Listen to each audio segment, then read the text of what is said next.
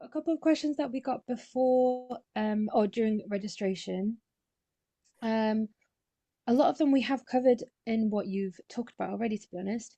One was asking about cooker recommendations, in particular with having large print markings on the dials in mind. I don't know if any of our speakers have any recommendations or high contrast large print on cooker tops.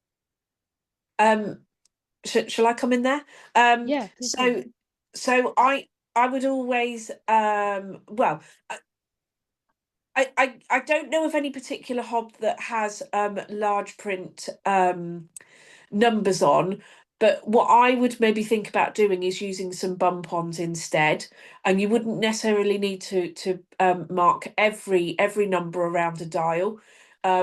Mark the most common ones that are used, or maybe high, medium, and low. Sometimes if you use too many bump-ons, it then becomes too confusing. So marking the most important things. In terms of types of hob, I would recommend something like an induction hob. They are pretty safe in terms of heat. The hob only gets hot where the pan is. You do have to have induction pans. You can't just use any kind of pan on a hob. And you can buy what's called pan pickles, which are silicon sort of banana shaped things that will stick to the hob top so that your young learner can feel where the edge of the ring is and sit that pan then within that curved silicon pan pickle to ensure that they keep their pan on the ring. The thing about it as well is that the rest of the hob doesn't get hot. It's only where that pan is. And we find at New College Worcester that actually induction hobs seem to be the thing that works best. If you don't have one, and you're a lover of gas, let's say, and some people are, and I totally understand that. You can buy from Cobalt Systems. You can buy a freestanding induction ring that just sits on the worktop, and it's audio. It will speak to you, and it has tactile markings on it too. I hope that helps. And of course, they're easy to clean because they are. Sorry, I forgot that bit, Carol. Yes, yes, they are very easy to clean. Is that mum doesn't clear or dad doesn't clear up after you? That Absolutely. has to be part of the teaching. Yes, yeah, definitely. I'd say as well, the good thing about gas cookers is obviously the induction's always like the top one, but if you've got a gas one, it is good in the sense that you can hear what hob is on, whereas with electric, there's no sort of noise to indicate which one is actually turned on and if it's turned on. Yeah, I agree with that. I've got a gas hob as well, and I think although you'd initially maybe think it was more dangerous, I actually find it a bit more easy to use, to be honest. Yeah. Brilliant, thank you guys. I'm just looking through the questions we've got. Is there an official name for the Afrocomb onion chopper gadget, Carol? We'll send it. It's send it after. Onion holder for slicing. It's on Amazon. I'm quite Brilliant. sure other retailers are available, but we'd better. Can I just interject there about onion as well? Is that for some students, we find as well that actually chopping onions is quite difficult.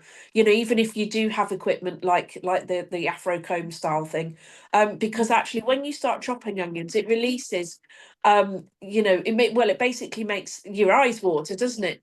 And if you have got limited vision already, that can make it even worse. So one option might be buying frozen, ready sliced or ready chopped onion. A handful of onion, an adult sized handful of onion is about half an onion. Really easy, out the freezer, put it in the pan, back in the freezer. And we find for some of our students that works really well because they're not got to worry about their eyes watering. Yeah. I do that as well from my own sort of personal. Sorry, I have a little hot tip which children and young people always love, because it's the one time you can talk about a hairy bottom. So we never cut the hairy bottom off an onion, because actually that is where all those enzymes are that actually make your eyes water. So if you leave the hairy bottom alone, which they all go, oh, Mum's just said, oh, no, just said that, then that's what you learn to do, and you can leave that right to the end. And when you're doing your chopping and your slicing, you can actually just completely then throw that away because you can discard it.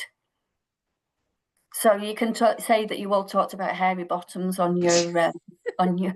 Oh, brilliant, thank you. I think a lot of people are just asking for names of stuff, so we will put all of that in the resources afterwards, guys. Very quickly, I don't know how quickly we can do this, but so one question that did come in was about bedroom furniture and layout suggestions if possible. So I think that kind of question is asking around you know, any advice really on kind of laying how to organize a bedroom. $1 million question, isn't it, I suppose? But in terms of the furniture as well, maybe. I know we mentioned baskets before, or anything else in terms of like drawers or hangers or floor space. I don't know. Storage. I think baskets are definitely a good idea.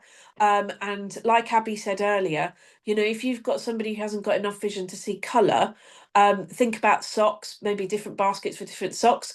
The other thing I do in my household is that there's obviously 3 of us that wear socks, is I am definitely the person that buys all of the socks for everybody. And I make sure that tactilely they all feel different so that I know whose socks are whose, and they are easy for me to then pair up. But this could work the same for your young person, where maybe they have black school socks that feel like one texture, and weekend coloured socks or white socks that maybe feel a bit different. So that would be one option. I think in terms of layout of bedroom, I think it's got to be, as Carol says, something that you think about with your young person. They've got to be happy with the layout. I think just organisation is key, making sure that they know exactly where everything is, basically. Brilliant, thank you. I think as well, I have, might sound a bit weird, but I sort of keep my bed in the corner of my room, so there's actually more kind of free space, but also less space where something could be hiding. So rather than having to look both sides of the bed, I just have to look one side of the bed.